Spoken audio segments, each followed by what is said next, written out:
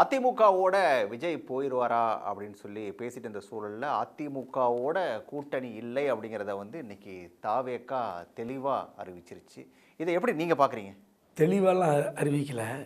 கரகாட்டுக்காரன் படத்தில் வாழைப்பழ காமெடிக்கு இது வரைக்கும் விடை தெரியாது.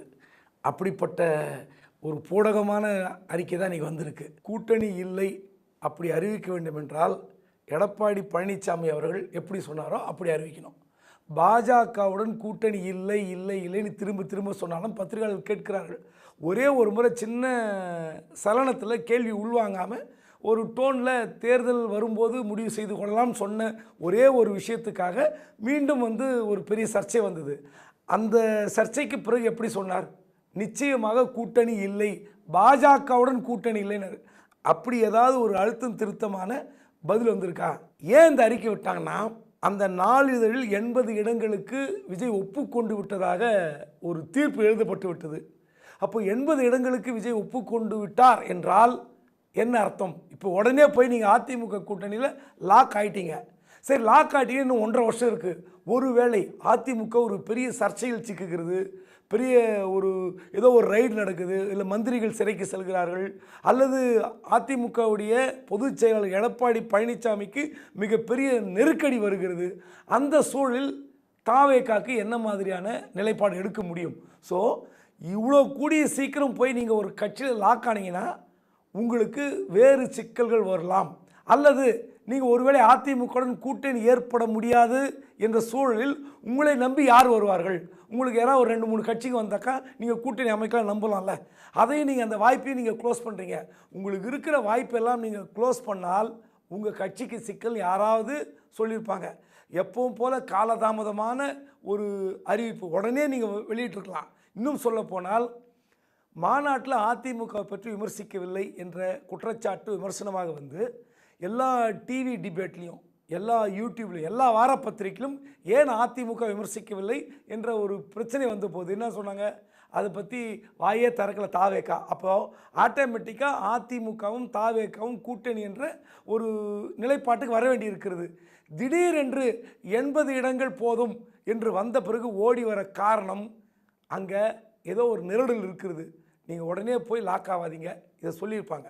அப்போ நீங்கள் சொல்கிறபடி பார்த்தா அதிமுக தாவேக்கா கூட்டணி அப்படிங்கிறது உறுதி ஆயிடுச்சுன்றீங்களா?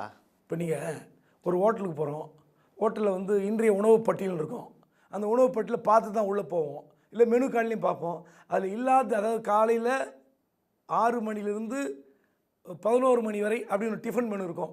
நீங்கள் திடீர்னு 3:30 மணிக்கு போய் காலையில் டிஃபன் மெனு காட்டிங்கன்னா, சார் காலையில் தான் போட்டுவாங்க, இப்போலாம் கிடையாதுன்னு சொல்லுவாங்கள்ல, அந்த மாதிரி தான். இப்போதைக்கு தாவேக்கா அதிமுக கூட்டணி இல்லை, எதிர்காலத்தில் வராது என்பது நம்ம உறுதியாக சொல்ல முடியாது, உத்தரவாதம் கொடுக்க முடியாது. வாய்ப்பு இருக்கிறது, வேறு எங்கேயும் வாய்ப்பு இல்லாமல் இல்லை. ஏனென்றால் அதிமுகவுடன் கூட்டணி போவதை தவிர விஜய்க்கு வேறு வழி இல்லை. ஏனென்றால் மாநாட்டில் கூட்டணி ஆட்சி என்று அறிவித்து விட்ட பிறகு உங்கள் கட்சியை நோக்கி யார் வரப்போகிறார்கள்? மிகப்பெரிய கேள்வி இருக்குது. பாட்டாளி மக்கள் கட்சி வரப்போகிறதா? விடுதலை சிறுத்தை வரப்போகிறதா? தெரியல. விடுதலை சிறுத்தை கட்சி பலமுறை தெளிவுபடுத்தியிருக்கிறது. இப்போ பாண்டிச்சேரியில் ஒரு பேட்டி கொடுத்துருக்கார் அந்த கட்சியுடைய தலைவர் தொல் திருமாவளவன். 2026இல் கூட்டணி கட்சிக்கு வாய்ப்பில்லை அப்படின்னு சொல்லியிருக்கார். அப்போது இந்த கூட்டணி கட்சிக்கு தயார் என்று சொன்ன தாவேக்கா எங்கே போகும்? நிச்சயமாக ஒரு கேள்விக்குறி. என்னை பொறுத்தவரை அதிமுகவுடன் போவதற்கு அதிக வாய்ப்பு இருப்பதாக நான் நம்புகிறேன். நீங்கள் சொல்கிறத வச்சு எனக்கு வர ஒரே சந்தேகம், முதலமைச்சர் கனவில் இருக்கக்கூடிய விஜய் எடப்பாடி தலைமையை ஏற்றுக்கு வரா சார்? நீங்கள் தமிழ்நாடு முழுவதும் ஒரு மாசான நடிகர், ஒரு இளைஞர்கள் இளம் பெண்கள் மத்தியில் ஒரு வரவேற்கக்கூடிய நடிகர், மறுக்கவே இல்லை. ஆனால் நீங்கள் எத்தனை சதவீதம் ஓட்டு கிடைச்சிரும்? நீங்கள் முதலமைச்சர் கனவு வேணும் என்றால் குறைஞ்சது உங்கள் பக்கம் 20லேருந்து 22% நீங்கள் வைத்திருக்கணும். அதன் பிறகு கூட்டணி வலிமை சேர்ந்தால் ஒரு 40 வரும். அப்படி இருக்கும்போது உங்கள் மாநாட்டுக்கு நீங்கள் 8 லட்சம் 10 லட்சம் சொல்கிறீங்க. நான் உங்கள் கணக்கே வச்சுக்கிறேன். என்னுடைய மதிப்பு 3 லட்சம் 3.5 லட்சம். நீங்கள் 8 லட்சம் 10 லட்சம்னா கூட இன்ட்டு 3 டைம்ஸ் போட்டால் 30 லட்சம்னு வச்சுங்க. 30 லட்சம் வாக்கு எத்தனை சதவீதம்? நீங்கள் 7, 8, 9, 10 இந்த 10% வாக்கை வைத்துக்கொண்டு நீங்கள் முதலமைச்சர் கனவில் இருந்தால் அது தவறுன்னு எல்லாருக்கும் தெரியும், அவருக்கும் தெரியும். அதனால தான் முதல்ல சொன்னது, உஷாரா கூட்டணி ஆட்சி, கூட்டணிக்கு அதிகார பகிர்வை தருவோம்னு.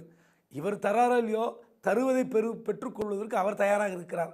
அப்படி தான் எடுத்துக்கணும். உடனுக்குடன் செய்திகளை தெரிந்து கொள்ள சன் நியூஸ் பெல் ஐகானை கிளிக் பண்ணுங்க.